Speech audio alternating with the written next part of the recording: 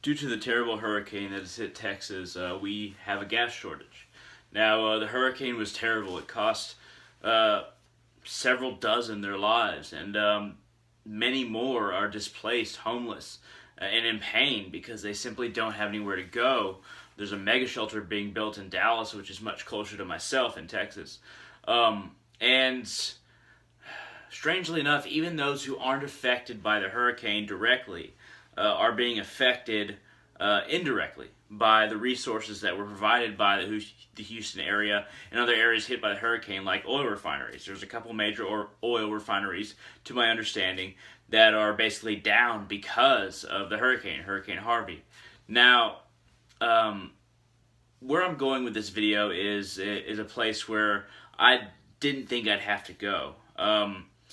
The idea of gas shortage. Now, we don't actually have a gas shortage. We actually don't have a very small amount of gas. It's just that since everyone in at least my area in Texas is basically freaking out about how much gas we're going to have access to, they are buying large quantities of it, more than they usually would buy, and gas stations who make regular orders aren't able to order enough. They're not able to keep up with the orders that they had planned for.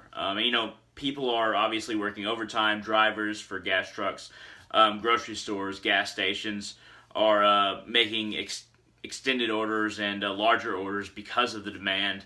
And there are some places in Dallas that are charging more for gas just to try to stem the flow of people looking for gas.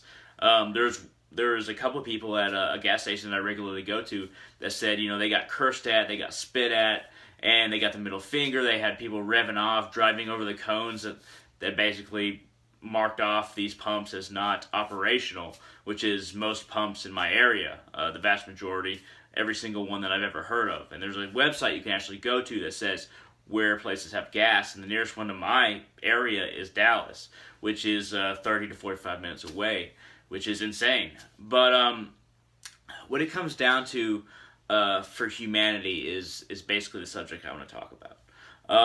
When we rely on something so heavily that we can't imagine life without it, we can't imagine a shortage of it, we get frenzied when there is a shortage, when the access to the supply of this resource we so heavily rely on is either cut short or even, in this case, kind of supposedly cut short, hinting at it being cut short because of the oil refineries down there. As soon as people learned about the oil refineries that provide 30% of the United States gas, at least American-made, American-drilled gas, being down, people went nuts.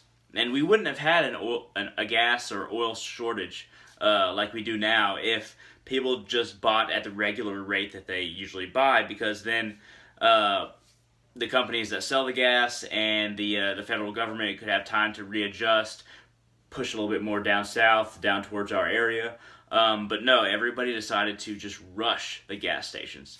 And there was a lot of frenzy, a lot of panic, a lot of hatred, a lot of fighting over gas.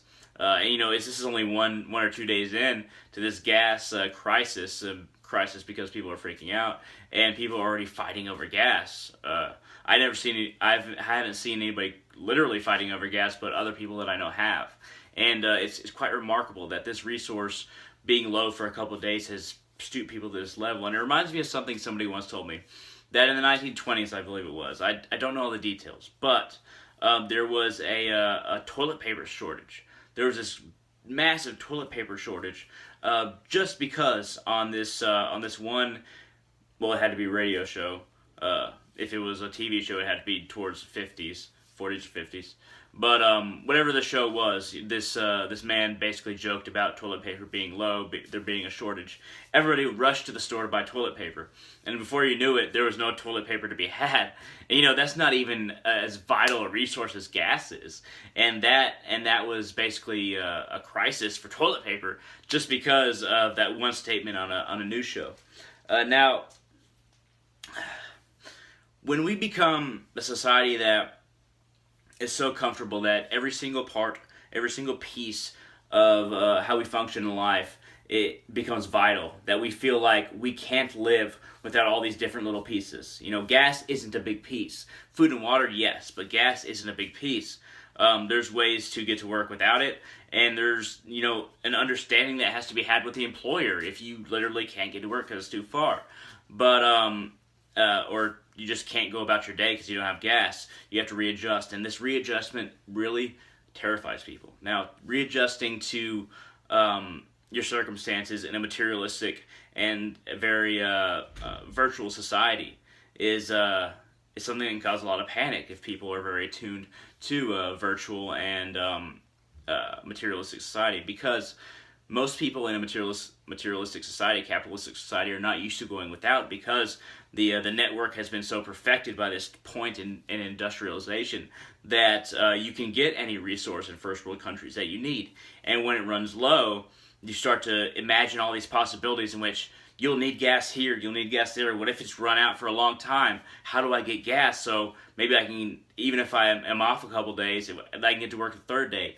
Or I can take my kids to school. Or, I don't have a bike. I don't have a bike to ride, so I need gas in order to get anywhere. So people just rush, just funnel to the gas stations, funnel to the animalistic instincts. To grab the resource that they need for themselves and not worry about anybody else. And it's these little tipping points of even just a couple days without regular supply of gas are really great for showing human nature for most people. And, I've talked with a lot of people saying people are going crazy. Why are they doing this? And I've realized this before, that human nature is a pack mentality, herd mentality rather. If one cow looking for gas goes over the cliff looking for gas, then so many others in that herd will go over. Most will. And we end up screwing our society, to put it plainly, by working off of these animalistic instincts of, I have to have the resources I'm used to. And some people will criticize me because this isn't really about the hurricane. This isn't really about all the pain that's been caused by it, and so much pain, so much debt. I mean, so much death, I say, but it's been over 100. That's not anything compared to hurricanes around the world as far as when they hit third world countries, but it's still absolutely terrible that all these people died. But this isn't a good thing that we realize and we get to look at human nature, but it's enlightening to see how we react, how most people react in situations where a resource that most people rely on is cut short. That isn't food and water. I can understand panic about food and water, but the gas shortage, panic just happened too quickly. And it was disheartening and it was disappointing for me to witness human beings that I live around responding in this way to a temporary shortage of gas, even if it's a 2-week shortage.